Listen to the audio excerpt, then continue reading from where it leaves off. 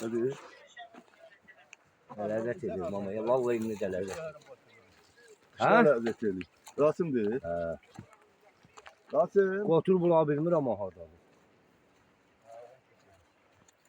Ama ne o?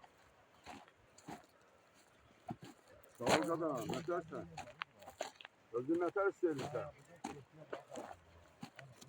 Öyle bu ne ya? Özüm. Köşeye bakın. Ha? Köşeye bakın. Hani? Nerede vereceksin? Ya sen özün. Sağdan köşe. Daha taştan çıkıyor. Al öyle köşeye. Ha var.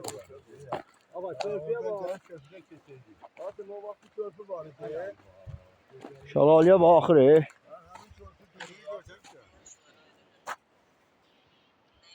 Körpünün. Ha? Ha durur körpü. Ha düz derece hadi. Ha durur. O da çatı sıralı.